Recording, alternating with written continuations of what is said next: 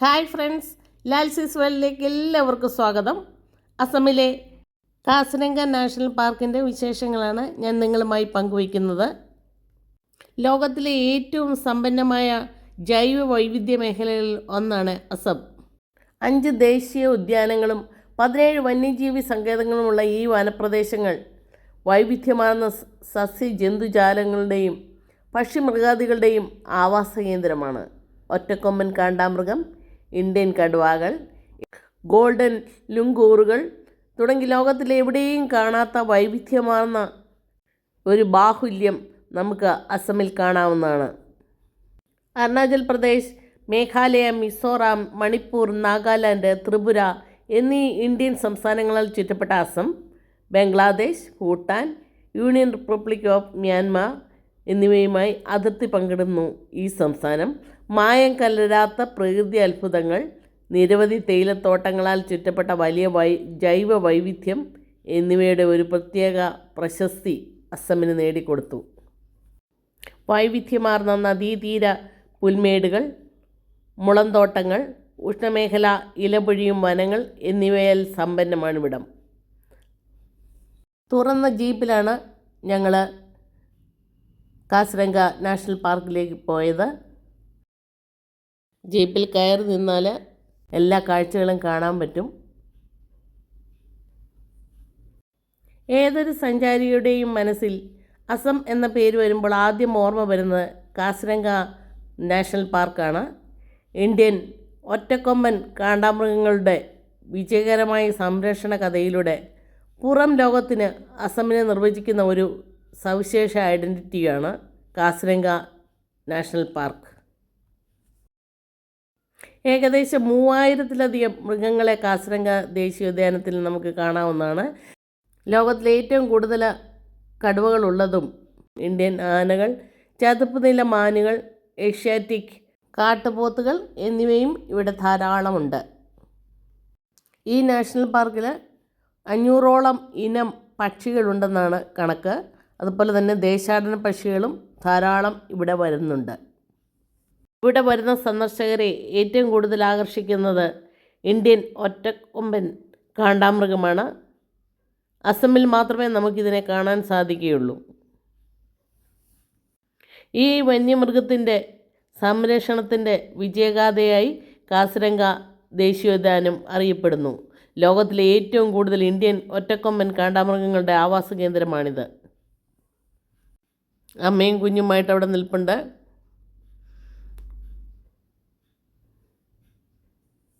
ആയിരത്തി 1905 കാസിരംഗയെ റിസർവ് വനമായി പ്രഖ്യാപിച്ചുകൊണ്ടുള്ള ആദ്യ വിജ്ഞാപനം ഉണ്ടായത്. 1908 കാസിരംഗ റിസർവ് വനമായി പ്രഖ്യാപിക്കപ്പെട്ടു. 1985 കാസിരംഗ ദേശീയോദ്യാനത്തിന് യുനെസ്കോ ലോക പൈതൃക പദവി നൽകിയത്. ഈ ദേശീയോദ്യാനം വൈവിധ്യമാർന്ന സസ്യജാലങ്ങളാൽ അനുഗ്രഹീതമാണ്. വിവിധ സസ്യഭുക്കുകൾക്ക് പാർക്കുന്നതിനും അതിജീവിക്കുവാനും വളരാനും ഇത് സഹായിക്കുന്നു. മാംസഭുക്കുകൾക്ക് ഈ സസ്യഭുക്കുകൾ ആഹാരമായി തീരുന്നു. പാർക്കിനുള്ളിലെ പ്രദേശം നിരവധി ചതുപ്പ് നിലങ്ങളും തണ്ണീർത്തടങ്ങളും കൊണ്ട് അനുഗ്രഹീതമാണ്. ഇടയ്ക്കിടയ്ക്ക് വണ്ടി നിർത്തി ഞങ്ങൾ സ്ഥലങ്ങളൊക്കെ വീക്ഷിക്കുന്നുണ്ടായിരുന്നു. ധാരാളം മൃഗങ്ങളെ നമുക്ക് കാണാവുന്നതാണ് അവിടെ.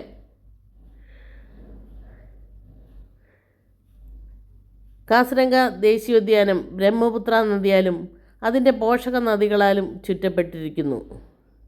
ഇത് നിരവധി സസ്യജാലങ്ങൾക്കും ജലജീവികൾക്കും ജന്മം നൽകുന്നു. കാസിരംഗ ദേശീയോദ്യാനത്തിൻ്റെ വൈവിധ്യമാർന്ന പക്ഷി ജീവിതത്തിന് ഇതൊക്കെ അനുകൂലമാണ്. ഈ നാഷണൽ ഉദ്യാനം ഏകദേശം 43,000 ഹെക്ടർ വിസ്തൃതിയുണ്ട്. എല്ലായിടത്തും നമുക്ക് പ്രവേശനമില്ല. പ്രധാനമായും ഇതിനെ 4 സഫാരി സോണുകളായി തിരിച്ചിരിക്കുന്നു. സെൻട്രൽ, വെസ്റ്റേൺ, ഈസ്റ്റേൺ, ബുരാപഹാർ എന്നിങ്ങനെയാണ് തിരിച്ചിരിക്കുന്നത്. എന്നാൽ എല്ലാ വർഷവും ഉണ്ടാകുന്ന വെള്ളപ്പൊക്കം അസമിലെ ഈ ഉദ്യാനത്തിലും നാശം സൃഷ്ടിക്കുന്നു. വെള്ളം കാസിരംഗ ദേശീയോദ്യാനത്തിന് ഏകദേശം 90% വെള്ളത്തിലാക്കുന്നുണ്ട്. മൃഗങ്ങളുടെ മരണത്തിനും കാലിത്തീറ്റ ക്ഷാമത്തിനും മൃഗങ്ങളുടെ പലായനത്തിനും എല്ലാം ഇത് കാരണമായി തീരുന്നുണ്ട്. എന്നാൽ പുൽമേടുകളുടെയും വനങ്ങളുടെയും ഒരു സന്തുലിതാവസ്ഥ നിലനിർത്തുന്നതിന് ഈ വെള്ളപ്പൊക്കം ഒരു അത്യാവശ്യമാണെന്ന് തന്നെ, ഒരു അനുഗ്രഹമാണെന്ന് തന്നെ നമുക്ക് പറയാവുന്നതാണ്. വെള്ളപ്പൊക്ക സമയത്ത് ഇത് അടച്ചിടാറുണ്ട്. ഒക്ടോബർ മാസമൊക്കെ ആകുമ്പോൾ വീണ്ടും ഇത് തുറന്ന് പ്രവർത്തിക്കുന്നതായിരിക്കും.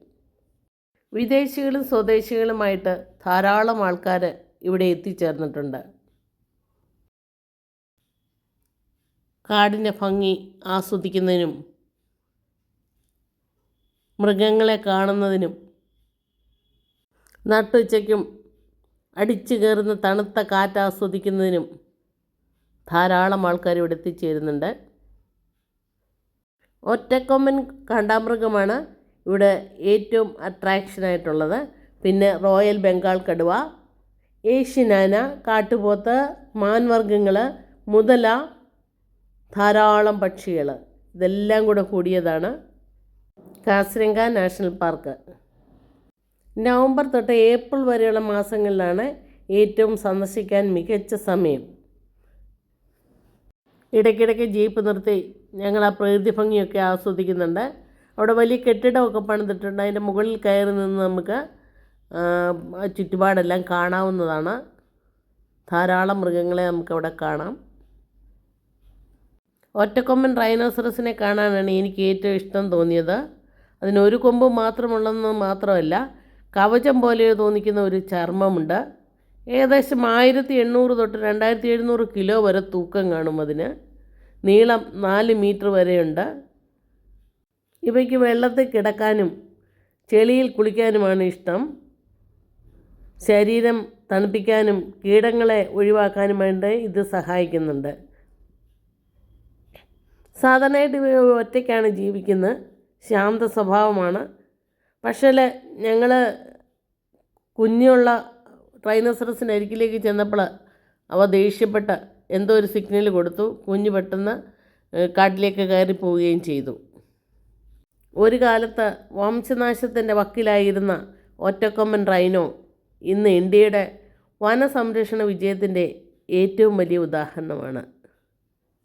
പല ജീപ്പേൽ ഞങ്ങൾ ഒന്നിച്ചാണ് പോയത്. ഇവിടെ വെള്ളത്തിൽ വീണ് കിടക്കുന്ന മരക്കൊമ്പിൽ കൂട്ടമായിട്ട് ആമകൾ കയറി നിൽക്കുന്നത് കാണാം. ധാരാളം ഇതുപോലെ കാണാവുന്നതാണ് ഇവിടെ. പഴയ ഒരു പാലം പൊളിഞ്ഞു കിടക്കുന്നുണ്ട്.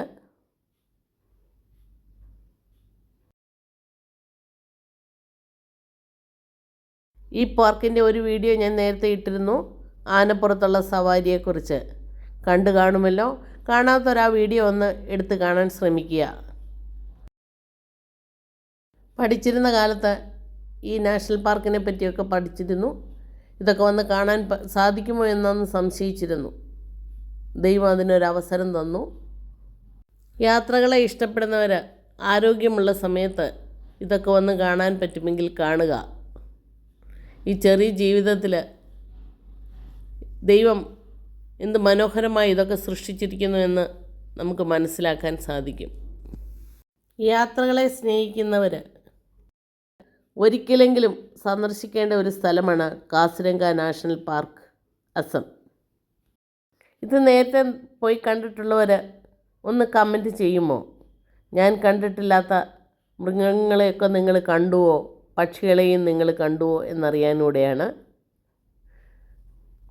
വൈവിധ്യമാർന്ന ഈ ഭൂമിയെ നമുക്കൊന്ന് ആസ്വദിച്ചാലോ? വീഡിയോ ലൈക്ക് ചെയ്യാനും കമൻറ്റ് ചെയ്യാനും ഷെയർ ചെയ്യാനും സബ്സ്ക്രൈബ് ചെയ്തിട്ടില്ലാത്തവർ സബ്സ്ക്രൈബ് ചെയ്യാനും മറക്കരുത്. വീണ്ടും ഒരു വീഡിയോയുമായി വേഗം വരാമെന്ന പ്രതീക്ഷയോടെ നിർത്തട്ടെ. Thank you.